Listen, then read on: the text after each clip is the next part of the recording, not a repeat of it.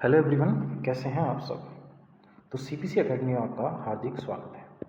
आज हम जो बात करेंगे पॉलिटी की, हम क्लास चला रखी है पॉलिटी की सीरीज़, और ये कंप्लीट पॉलिटी की सीरीज़ है और इसकी हमने जो है अब तक काफ़ी वीडियो कर ली हैं। और आप अभी तक नहीं जुड़े हैं इन वीडियो में तो वीडियो देखने स्टार्ट कीजिएगा, शुरू से वीडियो देखने स्टार्ट कीजिए और आप वीडियो देखेंगे तो आपको पूरे में से पूरे नंबर आने की गारंटी है, ये मेरा है, क्योंकि हमने जो सीरीज चला रखी है कंप्लीट पॉलिटी की है। इसमें हम छोटे से छोटा और बड़े से बड़ा सारे टॉपिक हम डिस्कस करेंगे, मतलब जीरो से हीरो लेवल तक हम चेंजिंग कर रहे हैं। आपकी पढ़ाई बढ़िया चल रही होगी। तो अगर आप नए हैं तो चैनल को सब्सक्राइब नहीं किया तो चैनल को सब्सक्राइब करें, बेल आइकन का बटन जरूर दबाएं, जिससे कि आने वाली लेटेस्ट वीडियो आपको सबसे पहले मिलेगी। ठीक है, चलो बिना टाइम वेस्ट किए चलते हैं अपने आज के टॉपिक पर। देखो, अभी हमने पिछले टॉपिक में क्या पढ़ा था, हमने संसद पढ़ी थी, है ना। संसद में हमने पढ़ा कि जो संसद होती है, पार्लियामेंट होती है, संसद जो होती है, इसके दो अंग होते हैं। संसद के कितने अंग होते हैं? नहीं, मैंने बताया था कि 3 अंग होते हैं, बट कितने सदन होते हैं? तो संसद के 2 सदन होते हैं। उन संसद के 2 सदनों के नाम होते हैं, एक का नाम होता है लोकसभा और एक का नाम होता है राज्यसभा, है ना। एक का नाम होता है राज्यसभा। संसद जो है वो 79 आर्टिकल के अंतर्गत आती है। राज्यसभा भारतीय संविधान के 80 अनुच्छेद में आती है और जो लोकसभा होती है वो भारतीय संविधान के आर्टिकल 81 के अंतर्गत आती है। ठीक है, और अभी तक हमने संसद की राज्यसभा के बारे में पिछली वीडियो में पढ़ा है और आज हम पढ़ने वाले हैं लोकसभा के बारे में। देखो, अगर मैं लोकसभा की बात करूं कि अगर आपको लोकसभा का सदस्य बनना है तो आपकी एज होनी चाहिए कितनी? 25 साल उम्र होनी चाहिए। ठीक है, और लोकसभा का कार्यकाल जो होता है वो 5 साल का आपका होता है। ठीक, कितने साल का होता है? 5 साल का। और लोकसभा का इलेक्शन लड़ने के लिए कितनी सीटें होनी, मतलब कितनी एज होनी चाहिए? 25 साल होनी चाहिए। एज कम है, इसीलिए लोकसभा को आपका युवाओं का सदन भी कहते हैं। क्या कहते हैं? युवाओं का सदन भी आपका कहा जाता है। किसको? लोकसभा। ठीक, अब देखो, अगर मैं बात करूं पूरे भारत में कितनी लोकसभा की सीटें हैं तो 550 जो हैं वो लोकसभा की सीटें हैं। कितनी सीटें हैं? 550 लोकसभा की सीटें हैं। जिसमें से अगर बात करें कितनी सीटों पर इलेक्शन होता है तो 543 सीटों पर इलेक्शन होता है। ये 7 सीटें कहाँ खाली जाती हैं? तो देखो, जो ये भारत का एरिया है ना, जो भारत का ये एरिया है तो इस क्षेत्र को बोलते हैं पीओके। तो ये जो 7 सीटें हैं जो गायब होती हैं, ये यहाँ पर पीओके में ये 7 सीटें गायब हो जाती हैं, क्योंकि यहाँ जाना तो, क्योंकि अधिकार में पड़ता है पाकिस्तान के, तो यहाँ जाना तो पॉसिबल नहीं है। तो हमारी 7 सीटें ऑन पेपर, सिर्फ कागज पर जो हैं आपकी, ये यहाँ पर इलेक्शन होते हैं। ठीक है, और जो ये 550 सीटें बटी हुई हैं, ये 1971 की जो जनगणना थी, है ना, उसके आधार पर चुनी गई हैं और हर 10 साल में, सॉरी 10 लाख में एक सदस्य आपका लोकसभा में चुना जाता है। ठीक है, अब देखो, अगर मैं बात करूं कि भैया जो आपका ये 5 साल से पहले भी इसको समाप्त कर सकते हैं, किसको? लोकसभा को। और 5 साल से पहले समाप्त कर सकते हैं, इसलिए इसे क्या बोलते हैं? अस्थायी सदन कहते हैं। क्या बोलते हैं? अस्थायी सदन के नाम से भी जानते हैं, क्योंकि इसे 5 साल में ऐसी सरकार गिर गई तो भैया सरकार गिर गई तो लोकसभा खत्म हो जाती है, तो इसलिए इसे अस्थायी सदन के नाम से भी जानते हैं। इसमें एज कम है तो अस्थायी सदन, युवाओं का सदन व निम्न सदन भी कहते हैं। इसे निम्न सदन भी कहते हैं। इतनी बातें आपको ध्यान में रखनी है, बाकी हम धीरे धीरे चीज़ों को समझते हैं। ठीक है, कि लोकसभा क्या होती है। देखो, अभी मैंने आपको बताया कि जो हमारी लोकसभा है वो भारतीय संविधान के किस अनुच्छेद में है? तो अनुच्छेद 81 में है। ठीक है, अभी बताया कि भारतीय संविधान के लोकसभा अनुच्छेद 81 में है। ठीक, लोकसभा को पहले 5 साल में भी समाप्त किया जा सकता है, मतलब लोकसभा को 5 साल पहले भी समाप्त कर देते हैं। जब 5 साल पहले समाप्त कर देते हैं तो इसे जो है क्या बोलते हैं? अस्थायी सदन कहते हैं, निम्न सदन के नाम से भी जानते हैं। दूसरी बात, अब देखो, लोकसभा के चुनाव में जनता सीधे आपका वोट करती है। कैसे? जो हम एमपी खड़ा करते हैं, हम एमपी को वोट देते हैं, तो एमपी को जो वोट देते हैं वही तो लोकसभा में जाता है। तो लोकसभा में जनता वोट करती है, इसलिए इसे प्रत्यक्ष सदन या जनता का सदन भी कहते हैं। क्या बोलते हैं? प्रत्यक्ष सदन भी कहते हैं और जनता का सदन भी कहते हैं। अब जो लोकसभा में बहुमत दल का नेता होता है वही क्या बनता है? प्रधानमंत्री बनता है। लोकसभा से जो सीटें होती हैं उनके आधार पर ही जो नेता होता है वही आपका क्या बनता है? बहुमत दल का नेता। और मंत्री परिषद जो होती है वो कहाँ बैठी करती है? तो वो लोकसभा में बैठती है, इसलिए इसे किस नाम से जानते हैं? प्रथम सदन के नाम से भी जानते हैं। क्या बताया कि देखो, लोकसभा किस अनुच्छेद में है? 81। लोकसभा को पहले 5 साल में भी समाप्त कर सकते हैं, इसीलिए अस्थायी सदन या निम्न सदन के नाम से भी जानते हैं। लोकसभा के चुनाव में जनता वोट करती है, इसलिए इसे प्रत्यक्ष सदन के नाम से या जनता के सदन के नाम से भी जानते हैं। और इसमें क्या है, प्रधानमंत्री बनाया जाता है बहुमत के आधार पर, और मंत्रिपरिषद कहाँ बैठती है, आपका लोकसभा में, और इसे प्रथम सदन के नाम से भी जानते हैं। इतनी बातें अभी हमने करी। आगे बढ़ते हैं।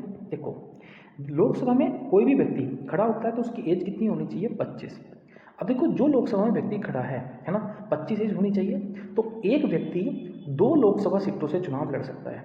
जैसे मैं बात करूं पीएम मोदी की, है ना, उन्होंने 2 सीटों से चुनाव लड़ा। एक तो लड़ा यूपी के बनारस से, है ना, और एक लड़ा आपका कहाँ से, गुजरात से। एक व्यक्ति लोकसभा में आपका चुनाव लड़ सकता है, तो इन्होंने 2 सीटों पे चुनाव लड़ा। अगर ये दोनों सीटें जीत गए तो इन्हें एक सीट छोड़नी होगी। जैसे प्रधानमंत्री मोदी ने गुजरात की सीट छोड़ दी, और कहाँ से आपका इस समय एमपी हैं, तो आपका बनारस से हैं, वाराणसी से हैं।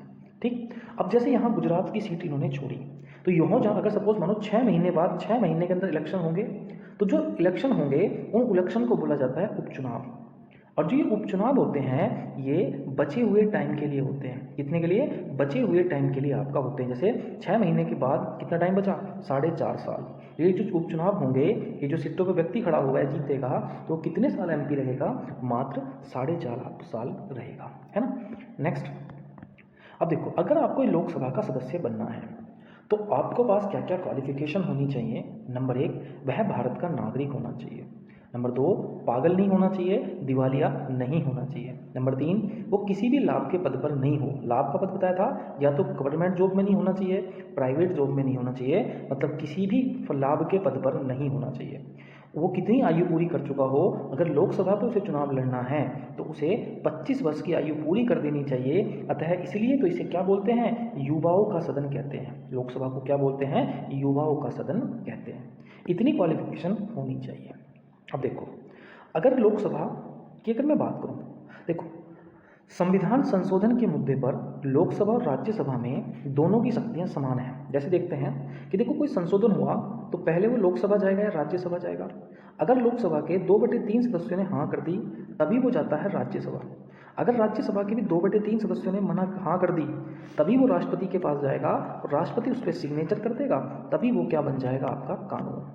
लेकिन सपोज मानो कि राज्यसभा ने यहाँ क्या कर दी, मना कर दी, तो वो कानून जो है, वो जो नियम जो है, वो यहीं पर खारिज हो जाएगा, आगे नहीं जाएगा। तो देखो, इसने क्या बोला कि संवैधानिक संशोधन के मुद्दे पर लोकसभा और राज्यसभा की शक्तियां समान होती हैं। मतलब दोनों के पास जो है वो पावर कैसी है, संवैधानिक संशोधन पे समान है। अब देखो, मैंने बताया कि लोकसभा में अधिकतम सीटों की संख्या कितनी है, 550, और चुनाव कितनी सीटों पर होते हैं, तो अभी बताया था 543 सीटों पर होते हैं। कितनी सीटों पे होते हैं, 543 पे, जिसमें से 530 सीटें कहाँ होती हैं, आपके राज्य की हैं, और आपकी अब बची कितनी, जो 20 सीटें हैं, या ये किसे बटी हुई हैं, यूपी को, केंद्र शासित प्रदेश को। बात समझ गए, ठीक है, आगे चलते हैं।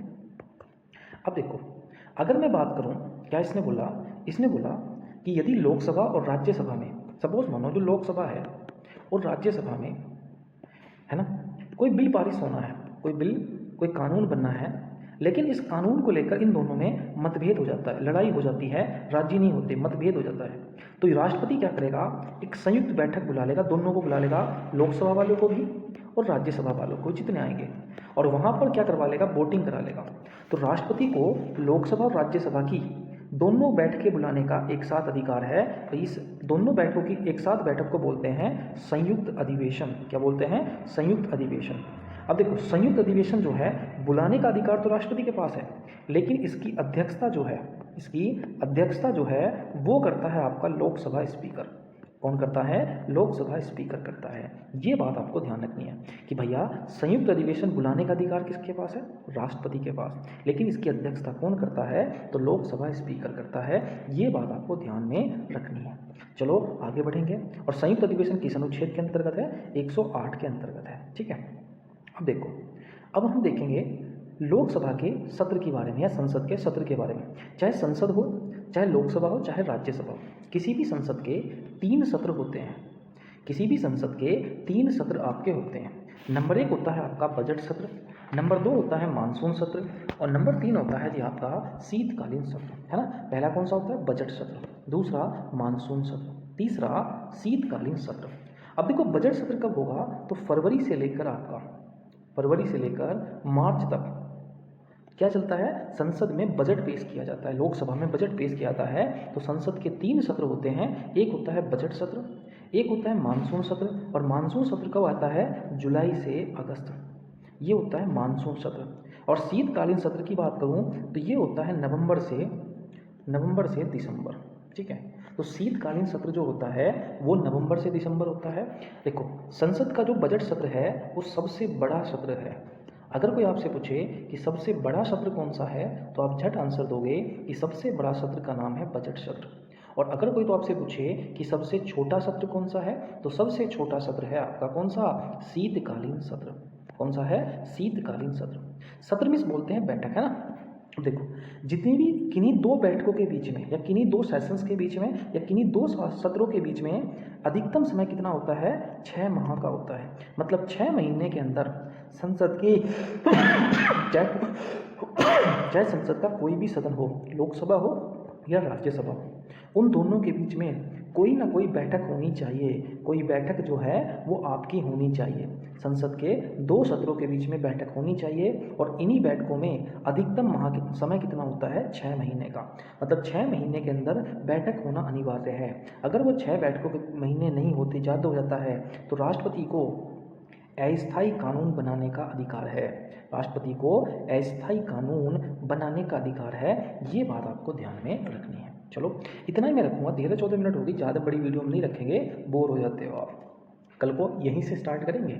चलो तब तक के लिए देखो, वीडियो अच्छी लगे तो भाई कमेंट दबा के करनी है, वीडियो बिल्कुल शेयर करनी है, क्योंकि मैं आपसे कुछ नहीं चाहता, आप हमारी वीडियो को शेयर करो, थोड़ा सपोर्ट कीजिए, ठीक है। मिलेंगे नेक्स्ट वीडियो में, तब तक के लिए जय हिंद, जय भारत।